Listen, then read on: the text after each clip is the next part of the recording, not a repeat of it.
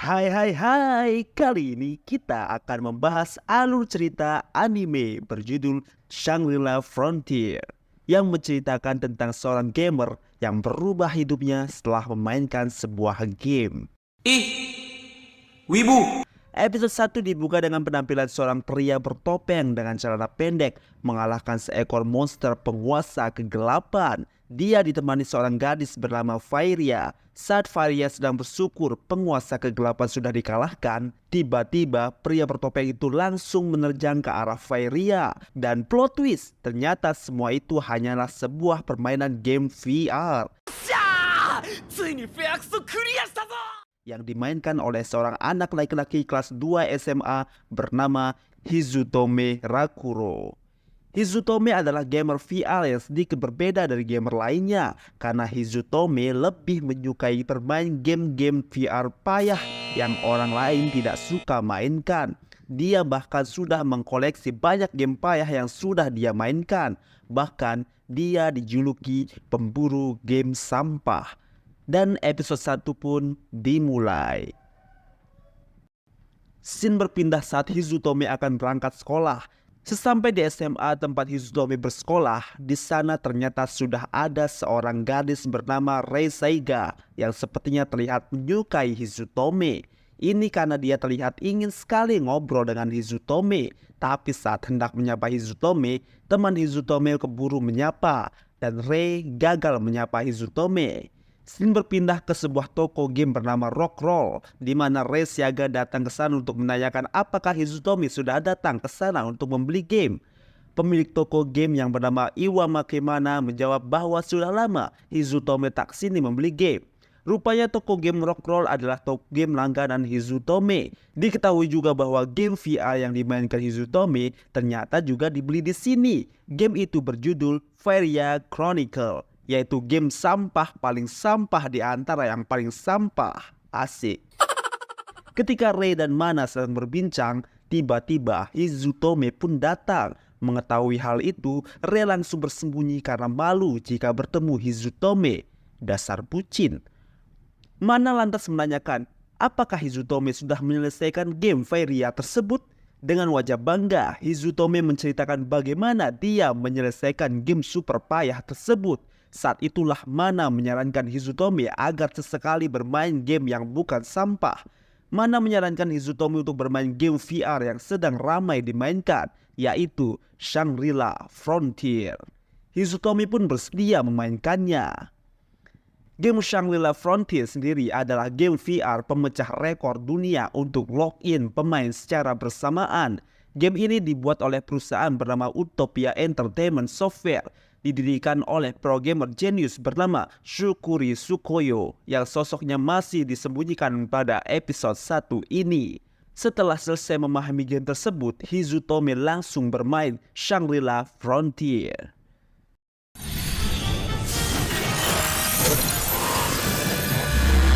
Saat membuat avatar untuk gamenya, alih-alih membuat sesuatu yang terlihat keren, Hizutome lebih memilih membuat avatar seorang tentara bayaran berpedang dua yang menggunakan topeng berbentuk burung elang yang menggunakan celana pendek.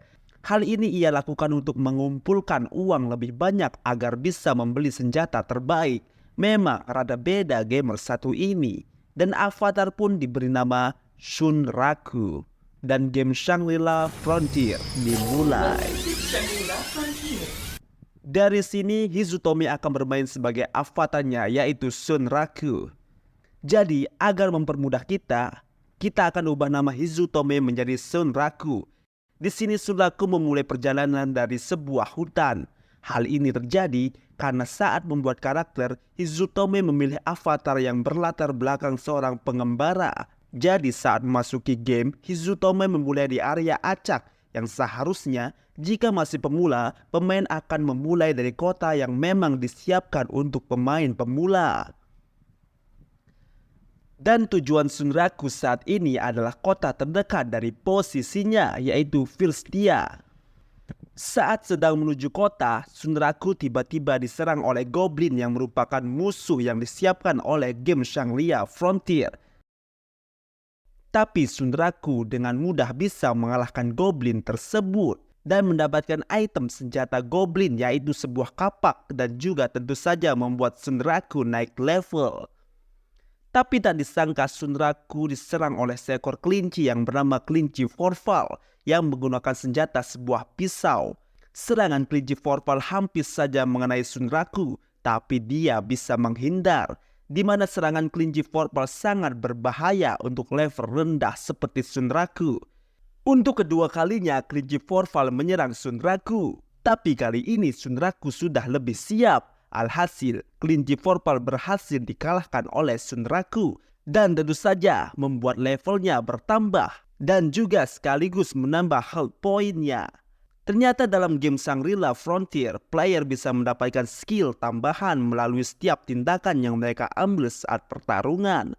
Hal ini tentu saja membuat Sunraku bersemangat. Pertarungan demi pertarungan dilakukan dan skill demi skill baru didapatkan. Level Sunraku terus bertambah seiring waktu. Dan bahkan Sunraku sudah mendapatkan pisau kelinci Forval yang lumayan kuat karena telah mengalahkan 50 kelinci Forval.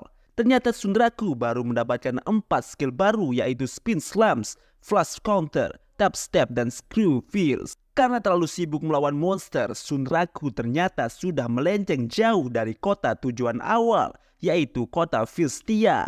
Jadi Sunraku merubah arah tujuan menjadi kota Sekondel. Di mana untuk sampai ke kota itu, Sunraku harus melewati sebuah jembatan. Tak disangka jembatan itu ternyata dijaga oleh bos monster bernama Python kelaparan. Di mana jika Sunraku ingin melewati jembatan itu, dia harus mengalahkannya. Alih-alih takut, Sunraku semakin tambah bersemangat untuk bertarung. Dan episode 1 ditutup dengan memperlihatkan seorang avatar kesatria yang sudah menunggu di pintu keluar hutan rimba, tempat di mana Sunraku berada. Belum diketahui siapa karakter ini, jadi kita akan lanjut ke episode kedua. Episode 2 dibuka dengan menampilkan seorang avatar berbaju zirah putih yang sudah menunggu di pintu keluar hutan rimba di kota awal Filstia. Kota yang seharusnya Sunraku kunjungi. Sembari memperhatikan nama-nama orang di dalam kota, karakter berbaju zirah ini seperti mencari seseorang. Sebuah player yang ada di sana terheran-heran melihat player dengan perlengkapan super level tinggi berada di kota awal. Apalagi setelah melihat lambang yang ada pada jubah player tersebut yang merupakan lambang klan elit. Ternyata player berbaju zirah ini mencari Hizutome. Ya, ternyata avatar ini adalah avatar dari Rei Saiga. Dengan berbekal informasi bahwa Hizutome selalu memakai nama yang sama setiap bermain game, Rei Saiga berharap bisa menemukannya di kota awal. Belum tahu aja dia kalau Hizutome melenceng dari hukum game tersebut. Di sisi lain di area jembatan, Hizutome alias Sunraku sedang berhadapan dengan Python kelaparan. Dengan bersemangat, Sunraku mulai melakukan serangan. Terlebih dahulu dia memperhatikan pola serangan dari Python kelaparan. Pertama-tama Sunraku menggunakan skill yang bernama Tap Step, yaitu skill untuk menambah bonus penghindaran, sejenis skill untuk menghindar dengan cepat.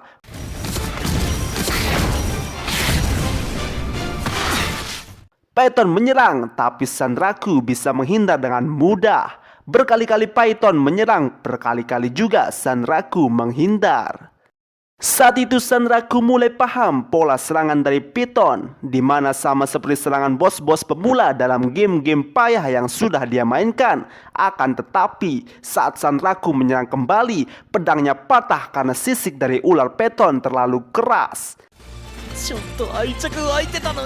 Akhirnya, Sunraku menggunakan pisau kelinci Forval yang dia dapat sebelumnya. Dengan bersemangat, Sunraku menyerang. Saat akan menggunakan skill Screw Pierce, tiba-tiba Python menyemburkan sesuatu dari arah ekornya yang mengenai Sunraku. Ternyata itu adalah tai dari Python.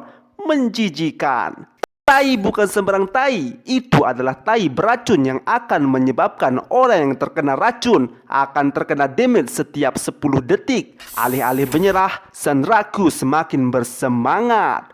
mengingat pengalamannya bermain game payah yang situasinya jauh lebih sulit dari sekarang. Sandraku sadar karena terkena damage setiap 10 detik, artinya waktunya tersisa 4 menit saja sebelum HP-nya habis. Menyadari jika Python memiliki sisi yang keras, artinya satu-satunya kelemahan Python ada di kepalanya. Sandraku segera menyerang kepala Python, akan tetapi tidak semudah itu menyerang Python di area kepala. Jadi Sandraku memutuskan menyerang dengan skill Screw Pierce ke arah satu titik saja. Dan benar saja, hal itu berhasil menembus sisik Python yang keras.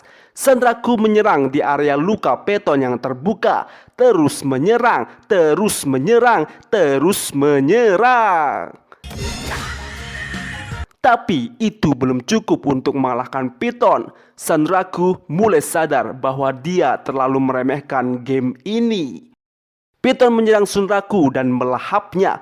Tapi ternyata Sandraku menangkis serangan Python dan melompat lalu memberikan serangan flash counter untuk menangkis serangan Python. Dan tibalah serangan akhir dari Sandraku menggunakan Screw Pierce tepat di mata Python. Dan Python kelaparan berhasil dikalahkan. Dan Sandraku naik ke level 14. Karena telah mengalahkan Python, Sandraku mendapatkan item drop sisik Python dan rambut Python. Tapi Sandraku lupa bahwa efek racun dari Python masih ada. HP-nya masih terus berkurang setiap 10 detik. Dengan panik, Sandraku berlari cepat ke arah kota Secondale.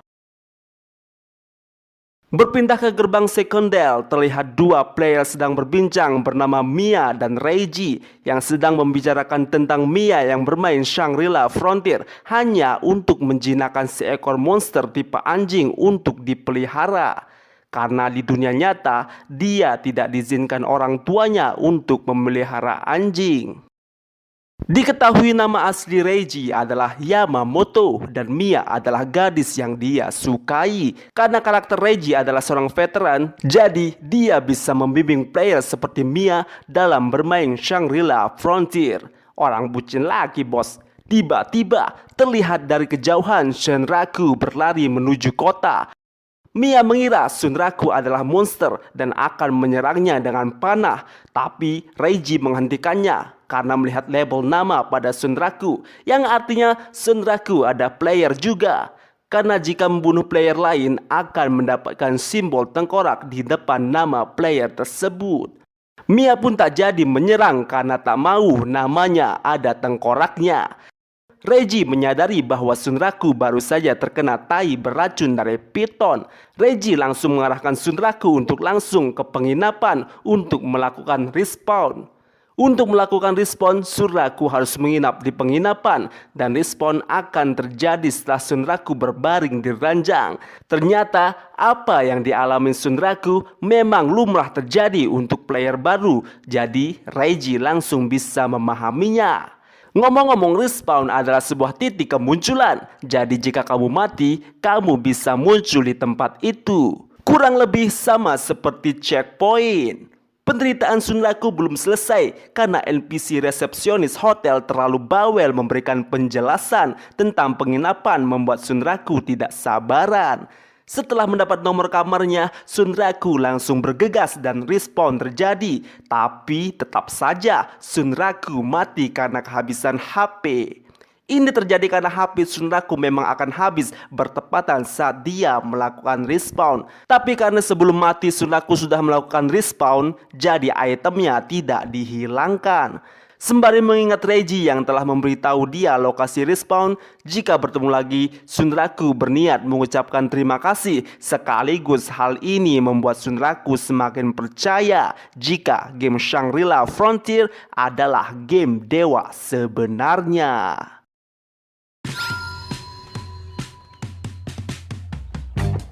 Keesokan harinya masih di kota Secondile, Sunraku berniat untuk membeli beberapa item yang akan dia gunakan selanjutnya.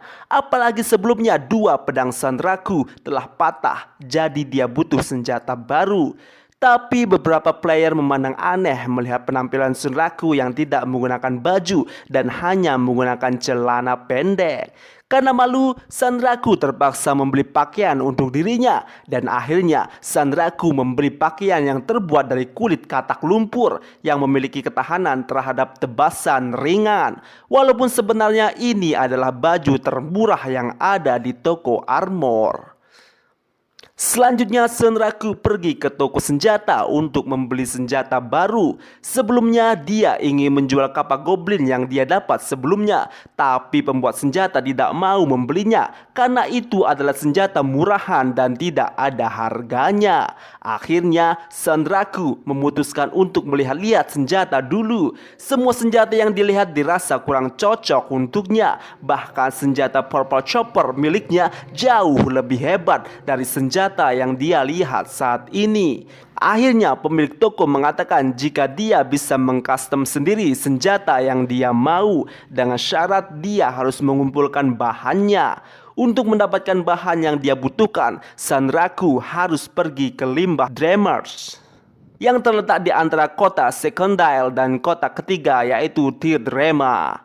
Tapi tidak semudah itu untuk mendapatkan material yang dia butuhkan untuk mendapat senjata. 30 menit menambang, Sunraku hanya baru mendapatkan 2 biji besi saja. Sedangkan dia butuh 6 biji minimal untuk membuat senjata. Itu juga dipersulit dengan kondisi medan berlumpur yang membuat Sunraku susah bergerak. Saat Sunraku sedang kesal, seekor katak lumpur menghampirinya. Awalnya Sunraku mengabaikannya, tapi karena katak lumpur itu mencipratkan lumpur ke arah Sunraku, Sunraku jadi kesal dan melemparkan alat tambangnya ke arah katak tersebut. Berniat ingin membasmi si katak, Sunraku sadar jika baju yang dia pakai terbuat dari kulit katak lumpur, yang artinya katak tersebut tidak mempan dengan tebasan. Jadi Sunraku menggunakan kapak goblin untuk memberikan tusukan dan membasmi si katak. Akhirnya si katak dimusnahkan dan Sunraku mendapatkan item drop berupa kulit katak lumpur. Di tengah keputusasaan Sunraku melihat player baru yang sedang lewat. Sunraku jadi berpikir, jika dia terus berdiam diri, akan ada banyak player baru yang akan datang. Itu artinya tinggal menunggu waktu, perebutan bahan material akan semakin masif. Jadi daripada terjebak di hal seperti itu, Sunraku kembali bersemangat mencari material untuk membuat senjatanya. Akhirnya Sunraku mendapatkan banyak biji besi untuk membuat senjata. Bahkan pemilik toko senjata terkejut. Sunraku bisa mendapatkan material yang cukup banyak hanya dalam waktu 3 jam saja. Ditambah ternyata Sunraku juga mendapatkan material langka, yaitu fosil Marshofin. Susah sekali menyebutnya. Pembuat senjata menawarkan Sunraku bahwa dengan material ini dia bisa membuat senjata belati Mars. Dengan senang hati Sunraku memilih dibuatkan senjata tersebut. Sembari menunggu senjatanya jadi, Sunraku membeli beberapa item tambahan seperti peta, obat, dan lain-lain. Dan belati Mars pun jadi dan siap digunakan. Senjata ini dapat membuat daya tahan musuh berkurang setengahnya setelah terkena critical damage. Pembuat senjata juga berpesan jika dia ingin mengupgrade senjatanya, Sunraku hanya perlu mengumpulkan material yang banyak. Tanpa disadari, malam hampir tiba. Pembuat senjata memperingatkan Sunraku agar tidak berpergian saat malam, apalagi dengan armor lemah miliknya, karena monster yang ada saat malam hari jauh lebih berbahaya. Tapi bukan Sunraku namanya jika tak menantang bahaya. Sunraku berniat menguji senjata barunya dengan melawan monster saat malam hari.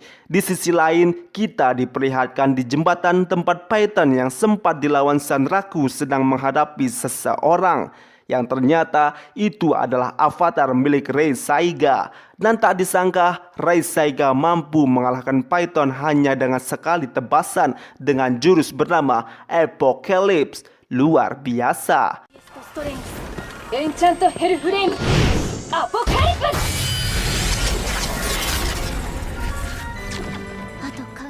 Rei berniat mencari Hizutome di kota Secondile. Ternyata lama mencari di kota Fistia, dia tidak menemukannya. Di sini Rei sedikit ragu apakah pemain pemula seperti Hizutome bisa mengalahkan ular Python tanpa memulai dari kota awal. Tapi karena ini Hizutome, Rei menjadi yakin. Di tempat lain, Sanraku sedang melawan monster goblin bertopi merah. Jenis goblin ini jauh lebih kuat dan agresif dibandingkan goblin pertama yang Sanraku temui di hutan. Bahkan Sanraku sendiri sangat kesulitan melawan goblin topi merah ini. Dan itu diperparah karena di tengah pertarungan goblin topi merah memanggil teman-temannya. Lawan satu saja sudah susah, apalagi lawan banyak, pikir Sanraku. Sempat berniat kabur, Sanraku mengembalikan tekadnya untuk tidak menyerah segampang itu. Di saat pertarungan semakin panas, tiba-tiba pertarungan Sanraku diganggu oleh kekuatan super dahsyat yang langsung menghancurkan goblin topi merah.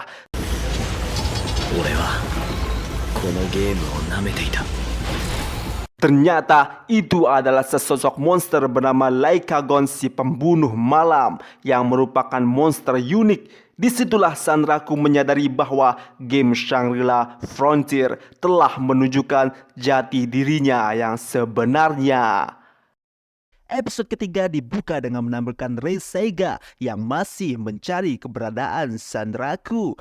Kali ini Rei Saiga sedang bertanya kepada Reiji dan Mia. Rei ingin meyakinkan bahwa Reiji dan Mia benar-benar bertemu dengan Hizutome yang memakai nama player Sanraku. Tapi entah apa yang ada dalam pikiran si Mia. Dia mengira jika Rei adalah monster karena bentuk avatarnya yang besar dan kuat. Mia ingin memanah Rei, tapi Reiji langsung melarangnya. Mia, oh Mia, bodoh kali nih cewek. Di sini Mia berkata jika penampilan avatar Rei Saiga cukup menakutkan, tapi Reiji menegaskan jika semenakutkan apapun penampilannya, dia tetaplah player. Mia jadi malu sendiri dan ngambek. Rei melanjutkan pertanyaannya tentang keberadaan Sanraku. Lalu Reiji memberitahu jika saat itu Sanraku terkena racun Python dan dia berlari ke arah kota Secondile. Tak lupa Reiji menyebutkan ciri-ciri Sanraku, yaitu berkepala burung dan setengah telanjang.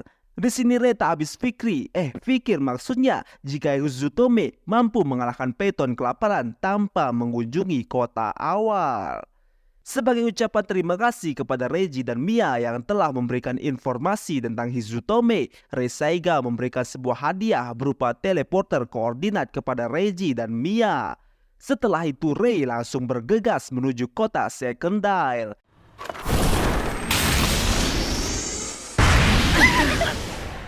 Di sini Mia bertanya, siapakah sosok yang baru dia lihat? Reiji mengatakan jika dia tidak mengetahuinya, tapi dilihat dari lambang yang ada pada jubahnya, bisa jadi dia adalah salah satu klan yang berfokus untuk memburu monster unik. Khususnya Lycagon sang pembunuh malam. Mia bertanya tentang apa maksudnya monster unik. Reiji lalu menjelaskan jika monster unik adalah monster khusus yang memiliki nama dan gelar, di mana biasanya monster yang sudah dikalahkan atau ditangkap muncul kembali sebagai individu baru setelah jangka waktu tertentu. Contohnya saja seperti ular Python kelaparan, penjaga jembatan yang sebelumnya dikalahkan Sanraku. Saat itu Sanraku berhasil mengalahkannya, tapi Python itu muncul lagi saat dilawan oleh Rei Saiga. Artinya Python itu memang diprogram untuk muncul lagi setelah jangka waktu tertentu. Tapi berbeda dengan monster unik, hanya ada satu di seluruh dunia. Rumornya ada 7 monster unik di dunia Shangri-La Frontier. Kemunculan mereka tidak bisa tertebak. Masing-masing monster unik disebut sebagai raksasa. Nah, di sini banyak pemain top yang telah membentuk klan yang berfokus untuk memburu dan mengalahkan monster unik ini. Intinya, monster unik adalah monster yang sangat langka.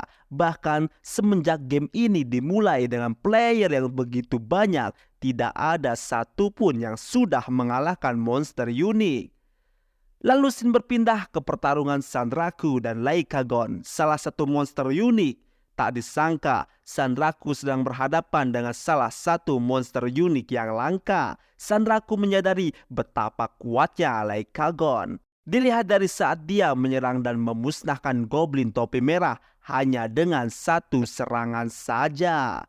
Tiba-tiba, Lycan langsung menyerang Sanraku dengan cakarnya. Tapi Sanraku berhasil menangkis dengan skill perfect parry dan menyerang balik. Tapi serangan Sanraku tak mempan sama sekali kepada tubuh Lycagon.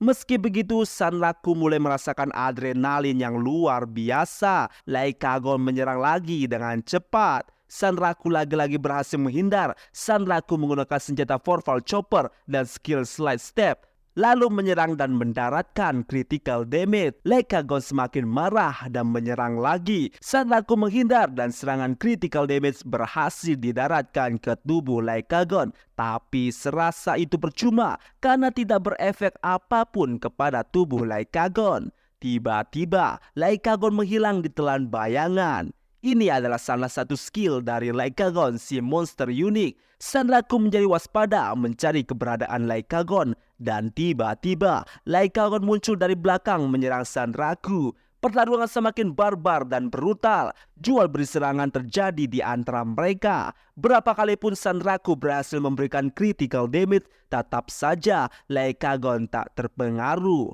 Bahkan mungkin sudah ratusan critical damage dilancarkan ke arah Lycagon. Sanraku mengakui sendiri jika kulit dari Lycagon bahkan lebih keras dibandingkan sisik Python Rakus.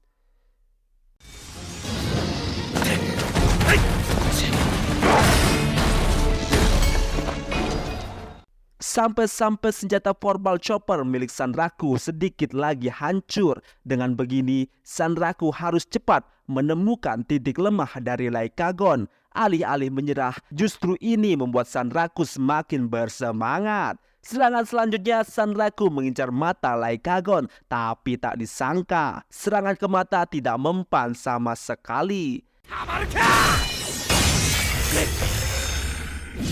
Lycagon tiba-tiba melolong panjang, tapi entah kenapa itu membuat tubuh Sanraku tidak bisa bergerak. Setelahnya Lycagon menghilang di telan bayangan lagi dan wush, serangan terakhir dari Lycagon, tebasan yang langsung memutus kaki dari Sanraku. Sanraku dalam keadaan kritis, bahkan dia berharap ada player lain yang menyelamatkannya saat ini. Tragis sekali, tapi Sanraku menyadari jika tidak ada hal yang sesinematik itu. Drama sekali, bahkan dalam keadaan kritis Sanraku masih mendapatkan keajaiban karena HP-nya masih tersisa meskipun hanya satu saja. Sanraku mulai menyadari jika yang dia lawan saat ini adalah sebuah kemustahilan yang diciptakan. Tapi Sanraku berkata, jika kemustahilan artinya bisa dikalahkan. Wow, percaya diri sekali. Dari sini Sanraku berjanji suatu saat nanti pasti dia akan mengalahkan Lycagon. Dan Sanraku pun kalah dalam pertarungan ini. Di sini Sanraku kembali respon di penginapan. Tapi kali ini Sanraku terbangun dengan penampilan berbeda. Di mana tubuhnya terdapat sebuah tanda merah. Yang ternyata adalah sebuah tanda kutukan dari Lycagon. Di mana dengan tanda kutukan ini, Sanraku mendapatkan 5 hal, yaitu: pertama, perlengkapan apapun tidak dapat dipasang pada bagian tubuh yang terkena tanda Lycagon. Kedua, monster dengan level lebih rendah dari karakter yang terkena akan melarikan diri. Ketiga, percakapan dengan NPC akan terpengaruh oleh adanya tanda Lycagon. Keempat, bagian tubuh yang terkena akan memperoleh ketahanan terhadap efek sihir. Dan yang terakhir, kutukan dapat dihilangkan melalui didoakan oleh seorang saint atau mengalahkan si perapal kutukan yang di sini berarti Lycagon sendiri. Sontak saja Sanraku menjadi kesal karena semua item seperti baju, celana, sepatu, bukan sempak. Semua itu tidak bisa dipasang di tubuh dan kakinya. Dengan berat hati, Sanraku mencoba bersabar dengan keadaannya saat ini. Meskipun di pikirannya, game ini juga ternyata sampah.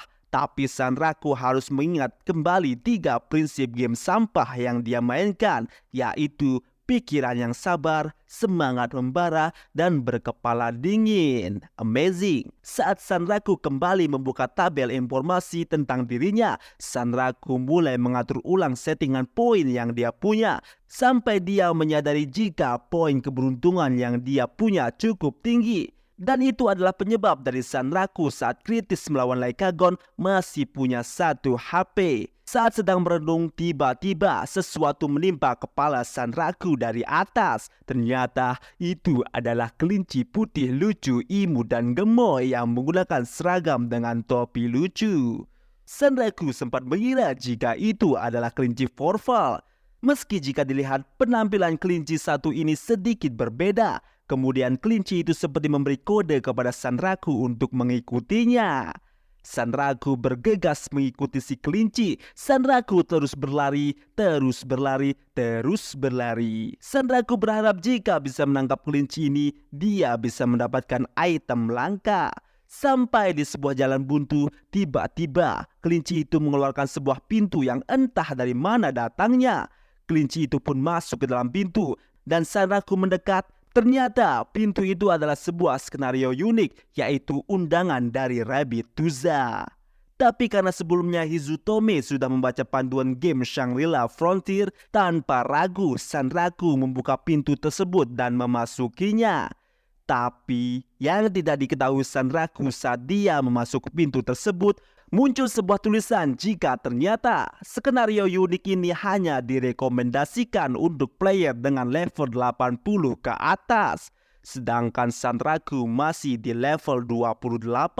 Jadi bagaimana bisa Sanraku bisa diizinkan masuk?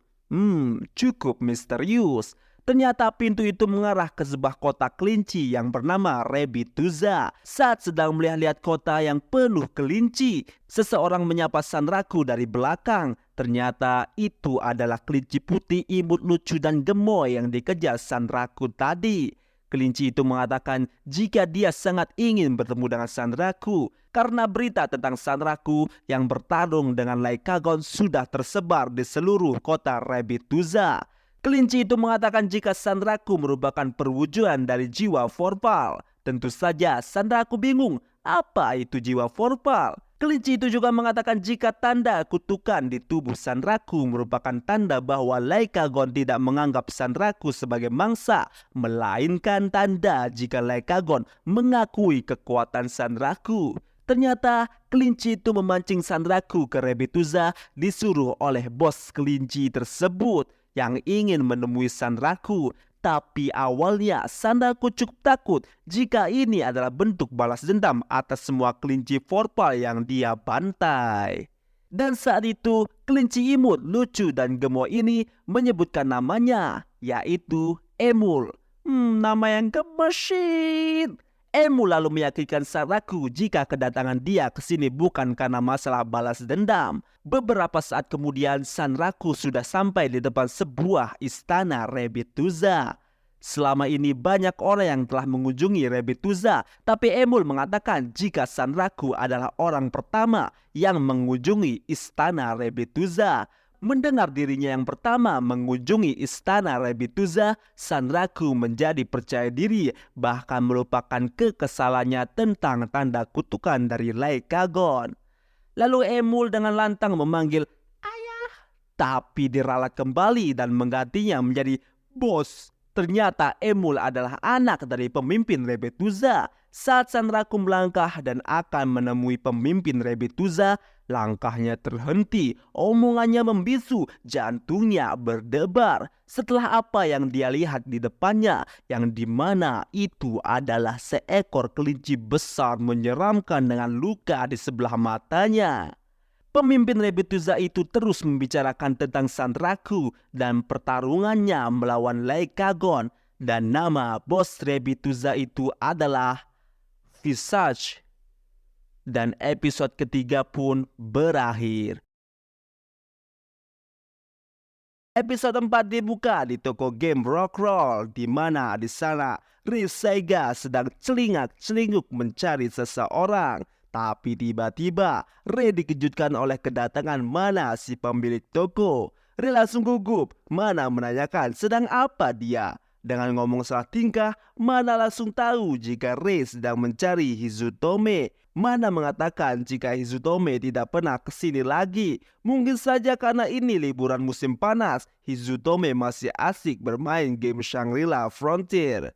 Lalu Mana menanyakan apakah Rei belum menemukannya. Rei mengatakan saat Mana memberitahunya jika Hizutome selalu menggunakan nama Sanraku sebagai nama playernya, dia mencarinya di kota awal tapi tak menemukannya.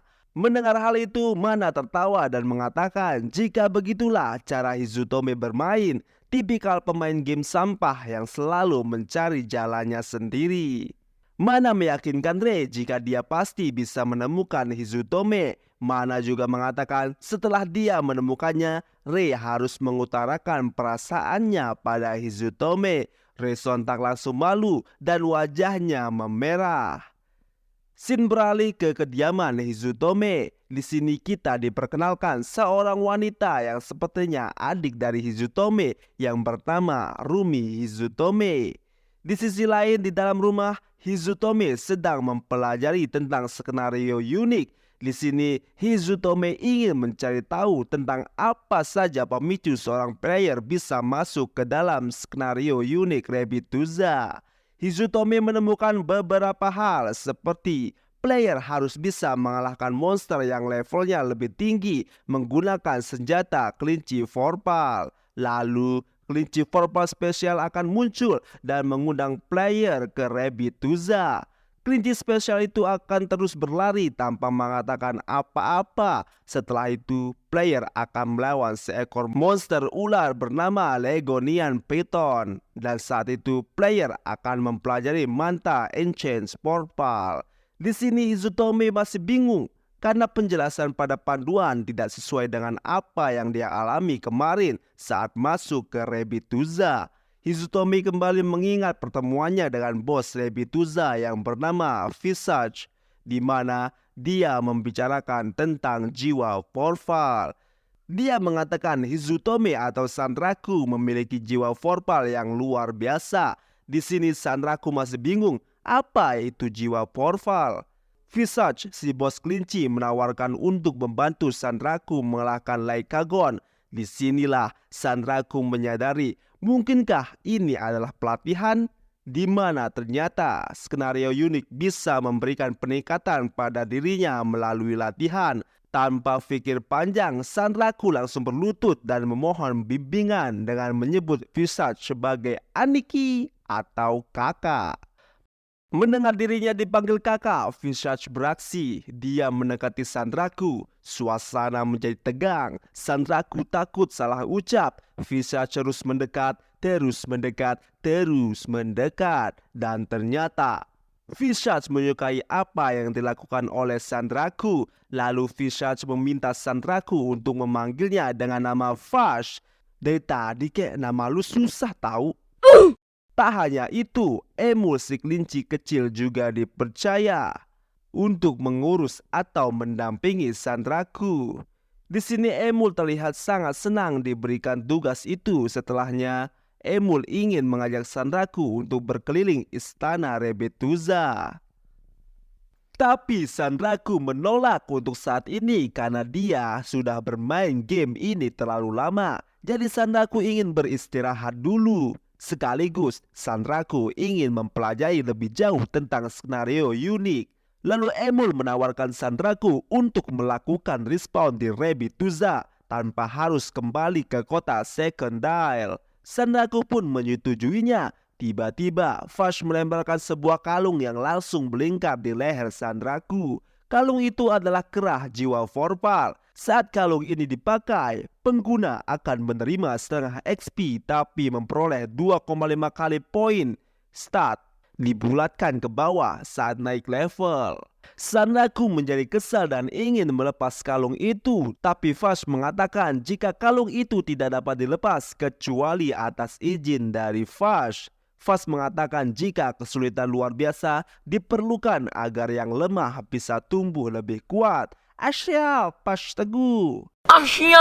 Sanraku menjadi kesal karena beban batasannya semakin banyak. Kembali ke dunia nyata, setelah membaca tentang skenario unik Rebituza, Hizutome menjadi yakin jika tidak ada yang mengetahui tentang Visage dan Emul, apalagi jiwa Kravolpal.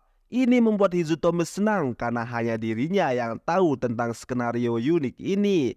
Tak lama alarm berbunyi menunjukkan pukul 11:30 siang. Di sini Hizutome menggerutu tentang seseorang bernama Kazo, di mana mereka akan melakukan sesuatu di game bernama Burp atau Berserk Online Version, disingkat BOP atau Burp sebagai ejekannya.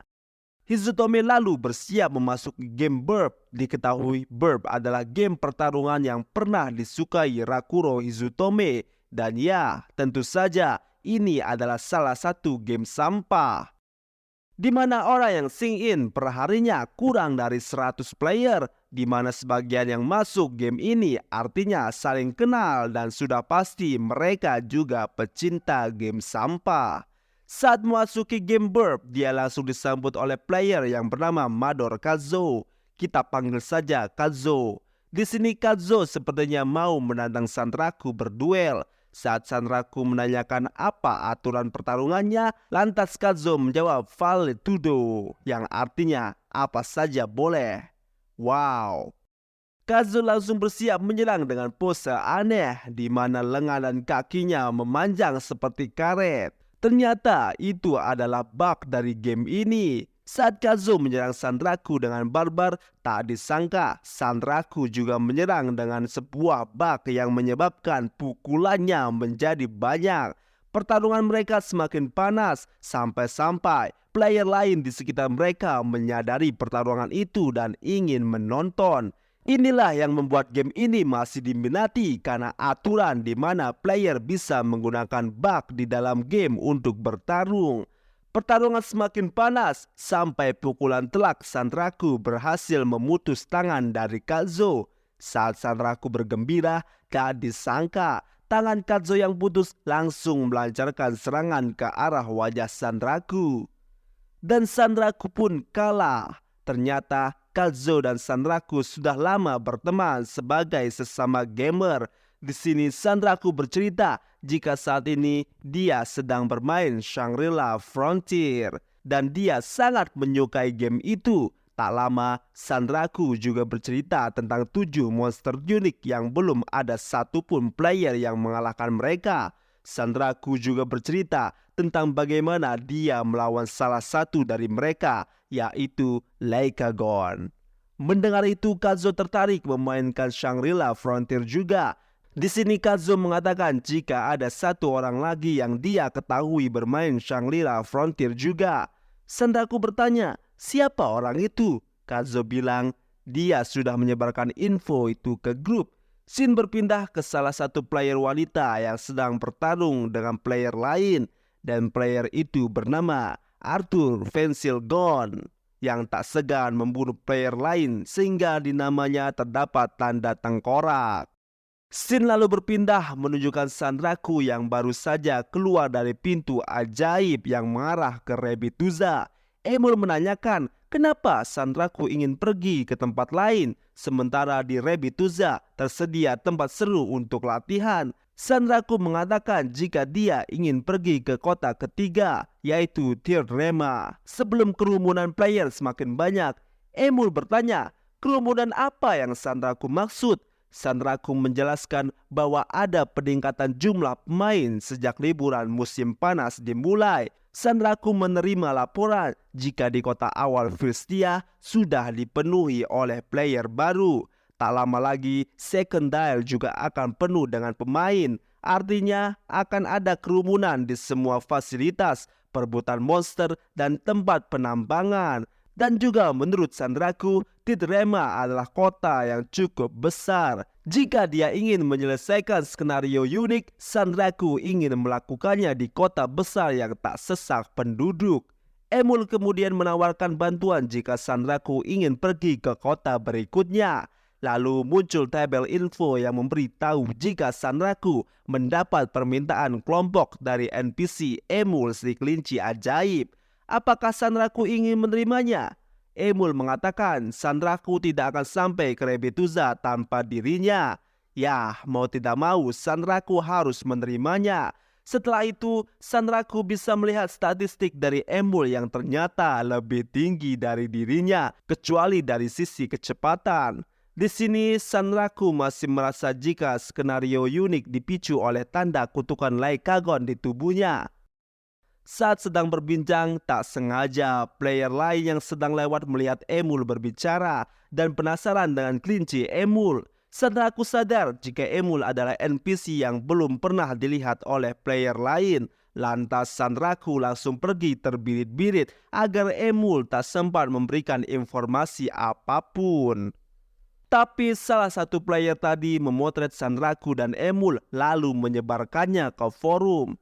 Setelah sampai di luar, Emul menanyakan apa yang akan dilakukan sekarang. Sanraku menjawab jika dia ingin memastikan sesuatu. Sanraku ingin mencoba tentang kelebihan yang tanda kutukan itu berikan, yaitu jika monster yang levelnya lebih rendah dari karakter yang terkena akan kabur. Benar saja, tak lama muncul seekor monster domba yang berlari menuju arah Sanraku. Tapi karena dia melihat tanda kutukan di tubuh Sanraku, monster domba itu langsung lari menjauh. Tanpa pikir panjang, Sanraku langsung mengejar monster domba itu. Sanraku mengarahkan domba itu ke sebuah penghalang atau jalan buntu. Kemudian saat domba itu berubah arah, Sanraku melemparkan kapak goblin untuk menghalangi laju domba.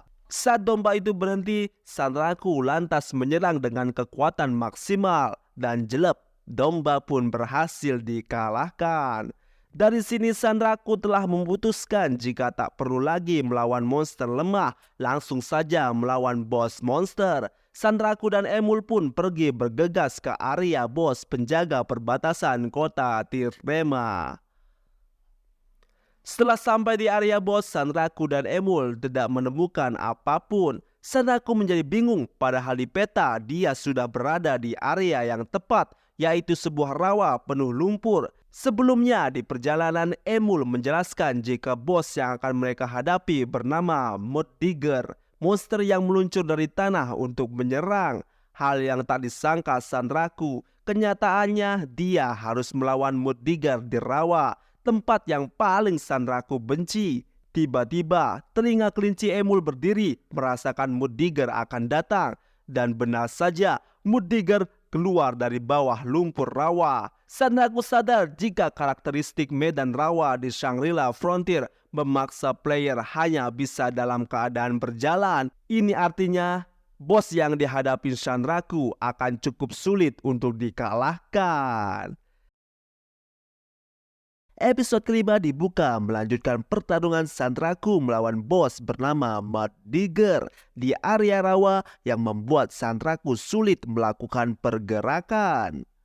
Sanraku masih mencari bagaimana cara bertarung sementara pergerakannya dikunci. Saat Sanraku sedang berpikir, Muddigger tiba-tiba melompat lalu menyelam ke dalam lumpur dan mendekati Sanraku dengan cepat. Semakin cepat, semakin cepat. Sanraku lalu menggunakan skill slide move untuk menghindari serangan dengan cara meluncur. Sanraku berhasil menghindari serangan Muddigger. Skill slide move ini muncul akibat pertarungan Sanraku dengan Laikagon. Banyak skill Sanraku telah berevolusi. Sanraku hanya perlu mempelajarinya.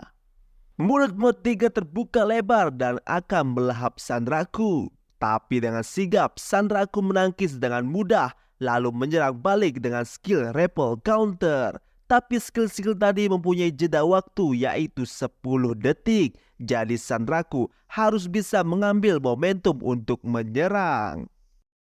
Tak mau kalah, Muddigar kembali masuk ke dalam lumpur dan menyerang Sandraku kembali. Saat Muddigar melompat dan akan menerkam Sandraku, tiba-tiba Emul mengeluarkan sebuah sihir bernama Magic 8.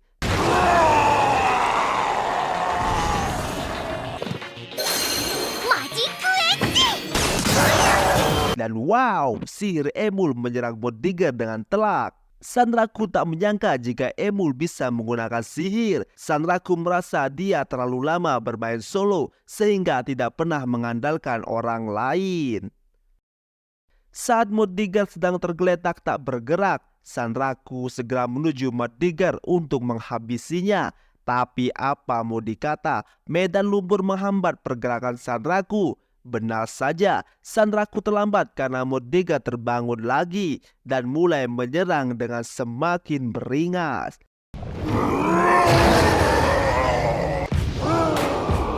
Tak mau kalah, Sandraku bersiap menggunakan evolusi dari skill Screw Fierce, yaitu Spiral 8. スクーピアスからの進化スパイラルエッジ Kuat sekali sampai-sampai Muddigar terkena damage tak terbayangkan. Tak membuang peluang, Sandraku langsung memanjat tubuh Muddigar dengan skill 8 Climb. Tujuan Sandraku adalah kepala Muddigar, tapi ternyata tak semudah itu. Saat berada di kepala Muddigar, Sandraku susah untuk menjaga keseimbangan. Sandraku akhirnya meminta bantuan Emul untuk mengeluarkan sihir sekali lagi. Sandraku lalu melompat dan mulut Muddigar terbuka dan siap melahap Sandraku. Tapi terlambat, jeda 10 detik untuk skill Rifle Counter sudah selesai. Dan wow, benar saja Rifle Counter dikeluarkan. Tak hanya sampai di situ, Magic 8 dari Emul dilancarkan ke arah Muddigar. Dan dengan telak mengenai Muddigar, Muddigar pun tumbang, tapi Sandraku terjatuh dan HP-nya berkurang karena efek terjatuh. Saat Sandraku sudah percaya diri sudah mengalahkan Muddigar, saat Sandraku menoleh, ternyata Muddigar sudah menghilang. Di tengah kebingungannya, tiba-tiba なんだこの振動足がそこに吸い付いた tanah bergetar. Rupanya Muddigar sudah masuk ke dalam tanah yang menyedot kakinya. Sandraku semakin dalam ke dalam lumpur. Lalu Emul mengatakan jika ini adalah serangan Muddigar, dia akan melompat dari bawah dan menyerang. Tanpa aba-aba, Sandraku lantas melempar Emul untuk menjauh. Benar saja, tak lama Muddigar menyerang dengan melempar Sandraku ke atas. Awalnya Sandraku berpikir serangan ini tidak menimbulkan damage yang besar. Tapi saat melihat ke bawah dari ketinggian, Sandraku sadar. Dari ketinggian ini, Muddigar sengaja melakukannya untuk menjatuhkan Sandraku dari atas. Yang pastinya itu akan membuat Sandraku mendapat efek damage terjatuh yang langsung menghabiskan HP-nya. Sandraku menjadi panik karena dia tidak bisa melakukan apa-apa. Di tengah keputusasaan Sandraku, Emul bertindak cepat dengan mengeluarkan sihir bernama Gulungan Sihir Teleportasi tepat sebelum Sandraku terjatuh menyentuh tanah. Dan bam, Sandraku dan Emul berteleport ke atas Muddigar. Di sini Sandraku mendapat skill Meteor Fall, yaitu saat Sandraku terjatuh, dia sudah mendapatkan banyak momentum. Lalu saat Emul melakukan teleportasi ke atas kepala Muddigar, momentum yang dia dapat Sandraku masih sama. Artinya, walaupun jatuhnya tak terlalu tinggi, tapi sebelumnya sudah dapat momentum, serangannya akan menjadi semakin keras.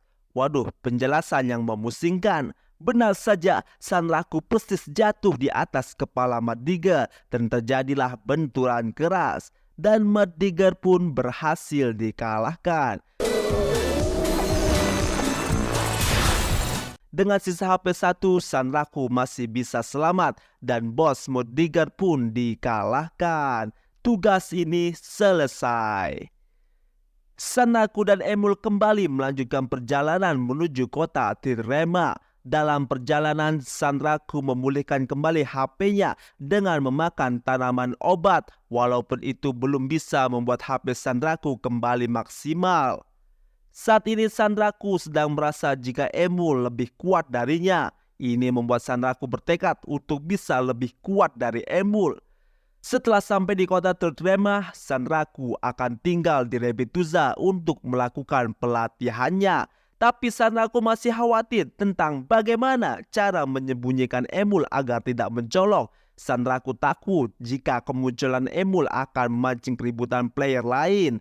Tapi tak disangka, ternyata Emul punya rencana. Dia mengeluarkan sebuah gelang yang bernama gelang Volpar Misterius. Sebelum dia menggunakan gelang itu, Emul meminta Sanraku agar merahasiakan ini dari siapapun. Dan bam, tiba-tiba Emul berubah menjadi gadis yang cantik dan menawan. Boleh juga nih. Tapi dengan terkejut, Sanraku berpikir Shangri-La Frontier sudah seperti game-game harem dengan gadis manusia kelinci. Setelah itu, Emul kembali ke wujud kelincinya. Rupanya perubahan Emul memiliki batas 4-5 menit saja, dan itu sudah sangat menguras tenaga. Dari sini, Sanraku mulai menghargai setiap apa yang telah dilakukan Emul untuk dirinya. Dan mereka pun sampai di kota Turdrema. Sebelum masuk ke kota, Sanraku diinterogasi oleh 2 orang penjaga kota yang menanyakan kenapa dia setengah telanjang. Mereka pikir Sanraku telah dirampok. Mereka juga memperhatikan tanda kutukan yang ada pada tubuh Sanraku. Mereka pikir itu adalah bekas luka. Namun Emul mencoba mengalihkan pembicaraan dengan mendramatisir cerita dari Sanraku. Begitu hebohnya sampai-sampai penjaga pun percaya. Bukan hanya penjaga, tapi sepertinya di sini beberapa player juga memperhatikan Sanraku. Mereka seperti mengenal atau mengetahui siapa Sanraku. Akhirnya Sanraku dan Emul diizinkan untuk masuk ke kota. Tapi saat akan masuk, tiba-tiba tangan Sanraku diraih oleh seseorang. Saat Sanraku menoleh, orang itu mengatakan jika dia mengenal Sanraku. Sanraku lalu melihat ternyata nama player itu adalah Animalia. Tak disangka, beberapa jam sebelumnya saat momen Sanraku membawa kabur Emul dari 2 player wanita di kota Secondile, ternyata salah satu player wanita itu berhasil memotret Sanraku dan Emul lalu menyebarkannya ke forum.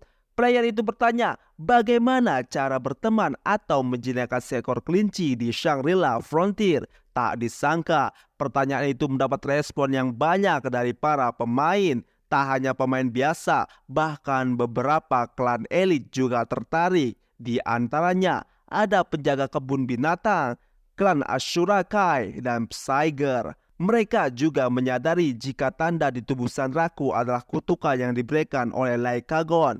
Tak hanya itu, salah satu klan pemburu Lycagon yang menyebut dirinya Psyger 100 yang merupakan pemimpin dari klan Psyger mengirimi Sanraku pesan agar Sanraku menemui player yang bernama Psyger Zero dengan lambang serigala dan pedang.